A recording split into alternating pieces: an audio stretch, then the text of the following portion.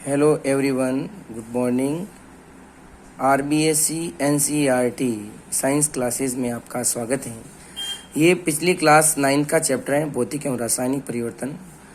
ये अपन 10th के बारे में भी इसको पढ़ना चाहेंगे, क्योंकि जो रासायनिक परिवर्तन दे रखा है 10th के अंदर, मतलब रासायनिक जो अभिक्रिया हैं, रासायनिक समीकरण है, संतुलित रासायनिक समीकरण है।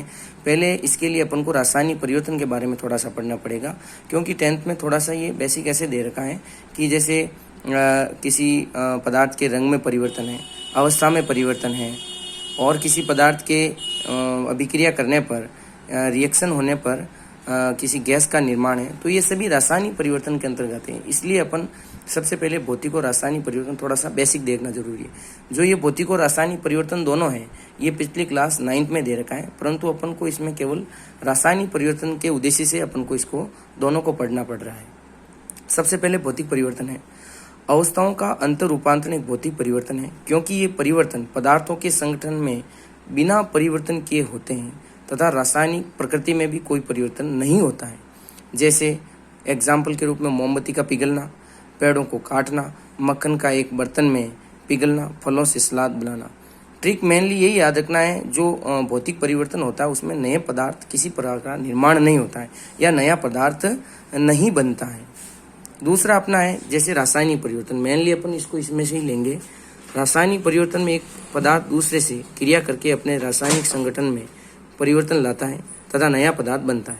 जैसे एग्जाम्पल के रूप में मोमबत्ती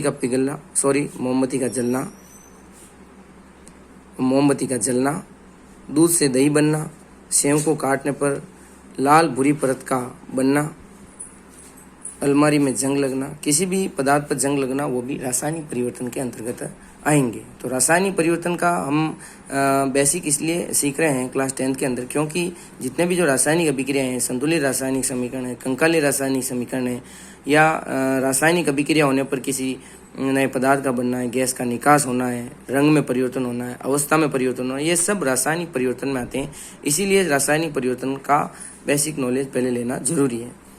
इसमें रासायनिक परिवर्तन में एक ही ट्रिक याद रखना है, नए पदार्थ का बनना। कोई भी होगा उसमें नया पदार्थ जब भी निर्माण होगा तो उसमें रासायनिक परिवर्तन होगा। जैसे रंग में परिवर्तन हो गया, अवस्था में परिवर्तन हो गया, और किसी गैस का निकास या उत्सर्जन हो गया, तो नए पदार्थ का बन रहा है। अब एक क्वेश्चन है, एक एग्जाम्पल लेते हैं। ये एग्जाम्पल जो है 9th 10th का मान लो क्वेश्चन है 9th का ही, और ये कई भर्ती परीक्षाओं, RS प्री जैसी एग्जाम्स, रेलवे के एग्जाम में पूछा गया है कि मोमबत्ती के जलने की प्रक्रिया शब्द आते हैं, इस डायग्राम के द्वारा समझे। मोमबत्ती का ये डायग्राम है, इसमें मोमबत्ती के जलने की प्रक्रिया भी हो रही है। प्रक्रिया के अंतर्गत दोनों शब्द हो रहे हैं, जलना भी हो रहा है, पिघलना भी हो रहा है। तो मोमबत्ती का जलना रासायनिक परिवर्तन के अंतर्गत आ गया, और मोमबत्ती की जो पिघलने की प्रक्रिया है वो भौतिक परिवर्तन के अंतर्गत आ गए। तो इस मोमबत्ती के जलने की जब प्रक्रिया शब्द आ गया है, तो इस प्रक्रिया में दोनों परिवर्तन हो रहे हैं, भौतिक और रासायनिक परिवर्तन। कई बार इसका आंसर गलत दे देते हैं, तो इसका ध्यान रखना। मोमबत्ती के जो जलने की प्रक्रिया होती है वो मोमबत्ती का जलना भी है और उसमें पिघलना भी है, तो दोनों परिवर्तन है, भौतिक और रासायनिक परिवर्तन। तो आज हम भौतिक और रासायनिक परिवर्तन के बारे में सीखे। मेनली अपन को रासायनिक परिवर्तन का ध्यान रखना है, क्योंकि ये 10th के पहले चैप्टर में थोड़ा सा दे रखा है।